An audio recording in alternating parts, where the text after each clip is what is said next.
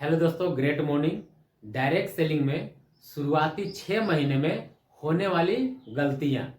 कहा जाता है कि मिस्टेक करना बहुत बड़ा मिस्टेक नहीं है, लेकिन एक ही मिस्टेक को बार बार रिपीट करना बहुत बड़ी मिस्टेक बन जाती है। आज इस वीडियो में मैं बात करूंगा शुरुआती के 6 मिस्टेक। यदि आप इसे कम कर लिए, इस मिस्टेक को आप सुधार लिए, तो आपको सफल होने से कोई भी नहीं रोक सकता। चलिए वीडियो को शुरू करते हैं। पहला है, इसे प्रायोरिटी न देना। डायरेक्ट सेलिंग बिजनेस को बहुत सारे लोग बिजनेस समझते ही नहीं है, सिर्फ जोड़ने वाला काम समझते हैं कि एक बार जोड़ दिया और यहाँ पर काम खत्म हो गया। लेकिन बिल्कुल एक रॉन्ग माइंड सेट है, क्योंकि जब आप जोड़े तो उसी समय से आपका काम शुरू हो जाता है। दैट मीन्स बहुत सारे लोग ये सोचते हैं कि मैं जोड़ दिया, अब सारा काम कंपनी का है। मेरे दोस्त, कंपनी का काम है सिस्टम प्रोवाइड कराना, प्रोडक्ट प्रोवाइड कराना, ट्रेनिंग प्रोवाइड कराना, लेकिन आपका नेटवर्क बनाना कंपनी का काम नहीं है। आपका काम है अपना नेटवर्क तैयार करना। यानी कि जैसे ही लोगों को आप ज्वाइनिंग कराते हैं, रजिस्ट्रेशन कराते हैं, उसी समय से आपका काम शुरू हो जाता है। प्रायोरिटी न देने का बहुत सारे रीजन है, क्योंकि इस इंडस्ट्री के अंदर कोई बहुत बड़ी इन्वेस्टमेंट नहीं होती है, और इन्वेस्टमेंट नहीं होती है तो कोई लॉस का डर नहीं होता, और इस इंडस्ट्री के अंदर कोई बॉस भी नहीं होता, ना ही लॉस और ना ही बॉस। तो लोग इस वजह से भी इसे प्राथमिकता नहीं देते हैं। लेकिन कुछ ऐसे भी ड्रीमर इंसान होते हैं जिनका लक्ष्य बड़ा होता है। इस प्रोफेशन में आते ही जिस दिन से उनका विजन क्लियर हो जाता है, उस दिन से इस बिजनेस को प्रायोरिटी देना शुरू कर देते हैं, और एक कंसिस्टेंसी मेंटेन करते हुए, अपने टाइम को मैनेजमेंट करते हुए काम करना शुरू कर देते हैं, और वो सफल भी होते हैं। तो आप भी सफल होना चाहते हैं तो इस बिजनेस को प्रायोरिटी दीजिए, क्योंकि आज सबसे फास्टेस्ट ग्रोइंग बिजनेस बन चुका है 21वीं सदी का। तो आप ज्वाइनिंग ले चुके हैं, रजिस्ट्रेशन करा चुके हैं, तो बिल्कुल लापरवाही ना करें।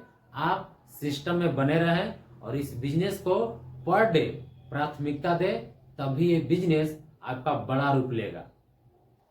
अब चलते हैं सेकेंड पॉइंट की ओर, सीखने से बचना।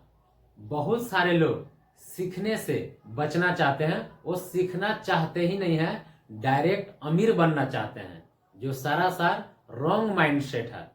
आप ऐसे समझिए, नए लोग एक कच्ची कली के समान होते हैं। अगर वो नेगेटिव लोगों के चपेट में आ गए तो उनका जीवन मुरझा जाएगा, और वो बच गए तो उनका जीवन खिल जाएगा। तो बचने का एक ही रास्ता है, वो है सीखना। डायरेक्ट सेलिंग बिजनेस के अंदर कंपनियां कौन लोग बदलते हैं? कंपनियां वही लोग बदलते रहते हैं जो एक इंडस्ट्री में टिक करके सीखते नहीं है। अब दुनिया की कोई भी प्रोफेशन बिना सीखे आप वहां पे वर्क नहीं कर सकते हैं। उसी प्रकार डायरेक्ट सेलिंग बिजनेस भी सीखने के आधार पर ही वर्क होता है। आप बिना सीखे साइकिल भी नहीं चला सकते हैं, तो डायरेक्ट सेलिंग बिजनेस को आप कैसे चला सकते हैं?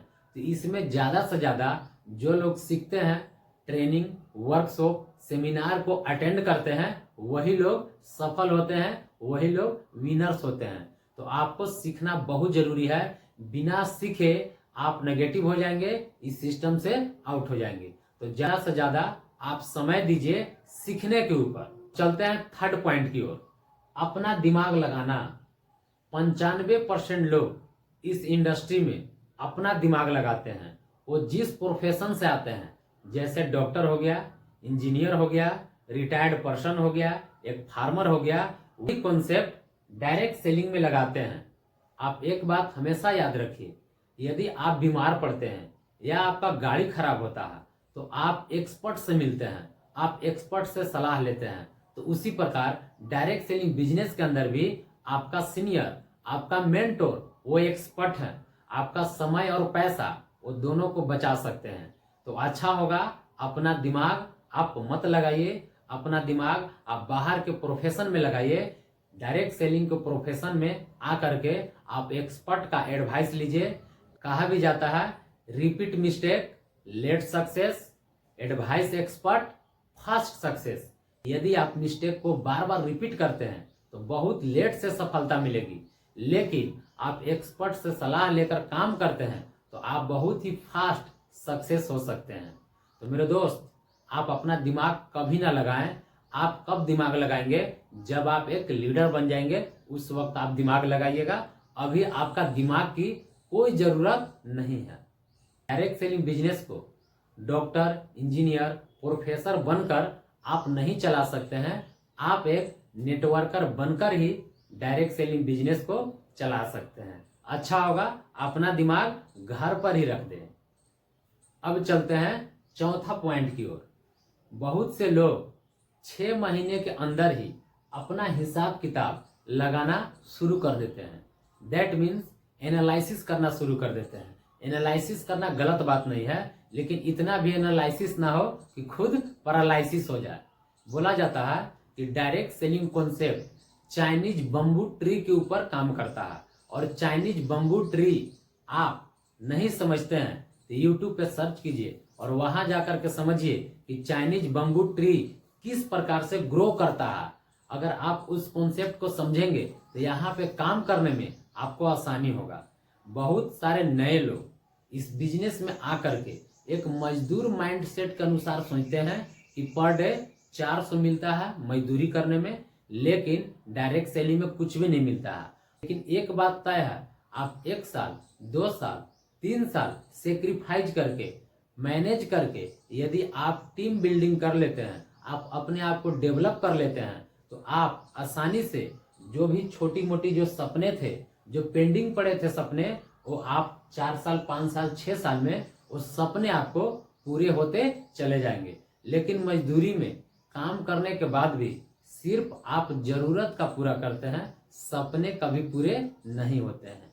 तो यहाँ पे आप हिसाब किताब ना लगाएं तो अच्छा होगा, क्योंकि हिसाब किताब लगाएंगे और उस रेशियो के अनुसार आपको रिजल्ट नहीं दिखेगा तो आप नेगेटिव हो जाएंगे।